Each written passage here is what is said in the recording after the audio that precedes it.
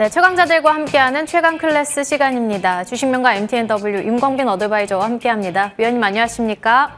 네, 반갑습니다. 네, 간밤 미증시는 FOMC 앞두고 강보합으로 거래 마쳤고 우리 시장도 현재 보합권 지나가고 있는데요. 어제 하루장 우리 시장이 몸을 푼 만큼 오늘은 어떤 전략을 세우는 게 좋을까요? 자, FOMC 경계감 때문에 미국 시장은 보합, 우리나라는 장 초반은 보합권이었다가 지금은 살짝 밀렸죠. 차트 한번 보겠습니다. 코스닥 차트인데요. 네, 지금 다시 한 번 더 이 9월 13일에 저점까지 내려온 상황입니다. 제 개인적으로는 FOMC 회의가 끝나게 되면 시장이 다시 한 번 더 위로 반등이 나올 가능성이 크지 않을까 싶고요. 누구나 다 예상하는 대로 지금은 금리 동결에 대한 부분을 다 생각을 하고 있습니다. 근데 FOMC 회의가 있다 보니 지금 종목들이 움직임이 크게 없죠. 두산 로보틱스에 대한 기대감이 있었는데 어제 수요 예측 결과가 나왔습니다. 근데 생각보다 지금 굉장히 좀 실망적이고요. 1000대 1이 넘어갈 것이다라는 이야기도 있었는데 300대 1 수준의 기간 경쟁률을 보였던 것이 로봇 주식들이 지금 좀 약세를 보이는 이유고, 오랜만에 5G 관련된 주식들이 바닥권에서 많이 올라오고 있습니다. 앞으로 또 완전 자율주행이 되기 위해선 6G로 이제 넘어가야 되는데 5G 관련된 주식들 20년도에 굉장히 주가가 높았다가 아주 오랫동안 많이 빠졌죠. 에이스테크, 네, 그리고 KMW, 오이솔루션 솔리드, 또 서진 시스템, RFHIC, 기가레인 같은 이런 주식들 오랫동안 이 방송을 지금 보고 계신 분들 중에서 장기 투자 해오신 분들이 있으실진 모르겠는데, 일단 5G도 바닥을 좀 찍고 올라오는 것 같습니다. 5G 관련된 주식들을 좀 제외하면 지금은 사실상 시장에 좀 테마가 없다고 봅니다. 추석이 지나야 전반적으로 다시 시장이 좀 활개를 뜰 것 같은데 그 전까지는 비중을 좀 줄이시면서 조심히 매매를 하셔야 된다는 말씀을 드리겠습니다. 네, 그럼 바로 급등주 체크해 보겠습니다. 먼저 첫 번째 종목으로는 롯데 손해보험을 체크해 볼 수 있겠습니다. 롯데 손해보험의 매각 절차가 다음 달 본격적으로 시작된다는 소식에 나흘째 올라오고 있고요. 어제는 이미 상한가, 오늘 장중 25%대 급등에 52주 신고가 경신 나왔고요. 현재 구간에는 15%가량 올라주고 있습니다. 다음은 우리기술 보겠습니다. 한수원이 경쟁사인 미 원전 기업인 이 웨스팅하우스와의 소송에서 승소하면서 원전주가 강한 흐름을 나타내고 있는데요. 오늘 장중 26%가량 폭등했는데 현재 구간에는 15%대 오름세입니다. 다음은 심텍 보도록 하겠습니다. 메모리 출하량 증가로 실적 개선 기대감에 강한 흐름을 나타내는 거고요. 현재 구간 4%가량 강한 흐름 나타내고 있습니다. 다음은 윤광빈 어드바이저의 종목으로 에이스테크부터 보겠습니다. 통신 장비의 가파른 성장 전망에 장중 상한가에 진입했고요. 오늘 급등주 상위 리스트가 관련한 종목들인데 통신 장비 관련주들 어떻게 보시나요? 시장에 오랜만에 지금 통신 관련된 주식들이 수급이 쏠렸죠. 다른 종목들이 지금 크게 부각받는 게 없고요. 에이스테크를 중심으로 해서 KMW나 오이솔루션 같은 종목들이 올라갔는데 최근에는 이 TV 방송이나 또는 뉴스거리나 이런 것들로 통신 관련된 주식들을 많이 보도하지 않고 또 관심이 많이 없었다 보니 최근에 주식을 하신 분들은 5G 관련된 주식들을 보유하고 계신 분들은 많이 없으신 줄 알고 있습니다. 그런데 20년도부터 동학개미 운동 때 그때 막 주식을 하셨던 분들은 그 당시 통신 관련된 주식들이 엄청나게 올라갔었죠. 자, 그리고 나서 21년도, 22년도, 23년도까지 와서 매출이 다 줄어들었습니다. 생각보다 5G에 대한 투자가 많이 이루어지지 않았고, 그리고 5G가 서비스 품질이 생각보다 좋지 않았죠. 그러다 보니까 투자 심리도 굉장히 악화됐었는데, 자, 이제는 통신 관련된 주식들도 바닥을 좀 찍었다는 말씀을 드리고 싶고요. 차트 한번 보겠습니다.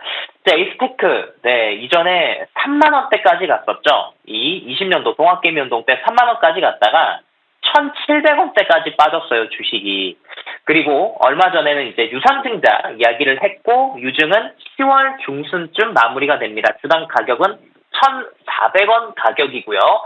현재 가격이 유상증자 가격보다 많이 높은데, 유상증자를 하기 전, 보통 유증을 진행을 하면 유증이 끝나고 나서 주가가 반등을 하는 경우가 많은데요. 유증을 하기 전부터 주식시장에서 이렇게 반응을 보인다는 것은 일단 업종 전반적으로 업종 자체가 바닥을 찍었다라는 신호가 되겠습니다.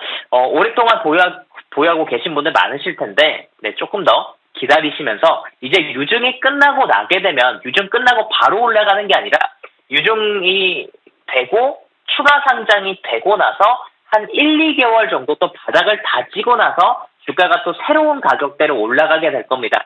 시간이 좀 더 걸리겠지만 어쨌든 완전 자율주행을 위해서는 6G가 상용화가 돼야 돼요. 앞으로는 이제 완전 자율주행 시대로 넘어가지 않겠습니까? 그런 것들을 좀 생각한다면 통신 장비 주식들 오랫동안 보유하신 분들은 조금 더 지금까지 좀 가지고 오셨던 시간도 있으시겠지만 내가 여기서 어떻게든 손실을 좀 줄이고 그리고 또는 그 이상의 수익을 원하시는 분들은 시간 투자를 하시게 된다고 한다면 지금보다는 조금 더 좋은 결과를 내지 않을까라는 말씀을 드리겠습니다. 유증과 추가 상장을 고려해서 조금 더 여유 있게 바라보도록 하겠습니다. 그럼 다음 종목 넘어가 볼게요. 이번엔 또 포스코 홀딩스입니다. 오늘까지도 나흘 연속 상승세를 이어가다가 조금 전에는 상승폭 둔화에 파란불까지 들어왔습니다. 그래도 열심히 60만 원 선을 지키려는 시도들이 계속해서 나오고 있는데 추가적인 전략은 어떻게 세워보는 게 좋을까요? 지금 방송하고 있는 중에 지수가 살짝 밀리다 보니까 60만 원권이 깨졌는데 포스코홀딩스는요 이제 60만 원이 중요합니다.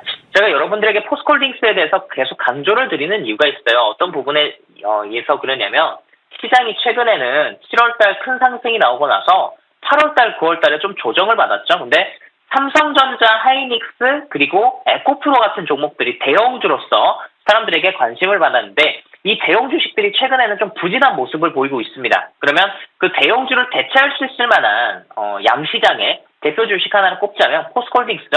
하락장에서도 굉장히 가격 방어가 잘 됐고요. 그리고 최근에 며칠 사이 반등할 때 아주 강한 모습, 시장보다 더 강하게 빠르게 반등하는 모습들이 굉장히 좀 긍정적입니다.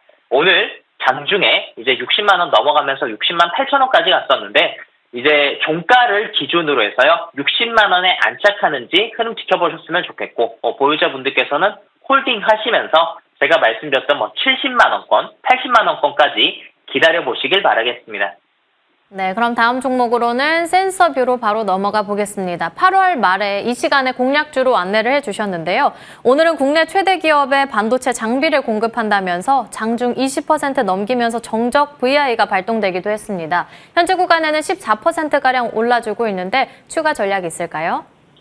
어제부터 우리나라의 스타링크 관련된 주식들이 올라갔죠. SK텔레콤, 그리고 KT 같은 이동통신 서비스를 하는 기업들이 미국의 일론 머스크가 운영하고 있는 스페이스X 우주항공 저궤도 위성통신 사업을 이제 우리나라의 스타링크가 진출을 하지 않습니까? SK텔레콤과 KT가 이제 손을 잡고 사업을 같이 하게 될 것입니다. 그때 움직일 수 있는 게 SK텔레콤 쪽은 엔텔스 그리고 KT 쪽은 KTCS 같은 주식들이 움직일 수 있고 또 오늘 같은 경우에는 센서드가 스타링크 관련된 주식으로 올랐는데요. 이럴 때 어떻게 해야 되느냐? 사면 안 됩니다. 파는 게 맞아요. 왜냐면 직접적으로 스타링크와 관련이 있냐? 없죠. 직접적인 관련은 없습니다. 근데 초전도체 주식들을 좀 생각하시면 좋을 것 같아요. 조금이라도 연관성이 있게 되면 시장에서는 테마를 부여하게 되고 수급이 쏠리게 됩니다. 특히나 오늘같이 시장에 주도주가 없고 대형주가 움직이기 어렵고 그리고 빅이벤트를 앞두고 경계감이 큰 때는 더더욱더 소형 주식들이 조금만 연관성이 있게 되면 자금이 쏠리게 되는데요. 20% 이상씩 이렇게 주식들이 급등을 할 때 특히나 연관성이 그렇게 짙지 않은 주식들이 뭔가에 엮여서 올라갈 때는 이런 주식을 사시면 안 되는 거예요. 올라갔을 때 사게 되면 물리게 됩니다. 그리고 보유하신 분들은 전량 매도가 맞다고 말씀을 드리고 싶고요. 주식 이익을 보고 있는 종목들이 좀 있다고 한다면 현금화를 좀 여러분들 해보시면 좋을 것 같습니다. 주식이 보유하고 있다가 급등 나왔을 때는 소형 주식들 같은 경우는 매도하시면서 현금 보유하시면 또 내일 새로운 테마가 생기게 돼요. 그렇게 되면 기회가 오기 때문에 급등주 따라가지 마시고 센서뷰 수익이 나고 계신 분들은 이익을 챙기자라는 말씀을 드리겠습니다.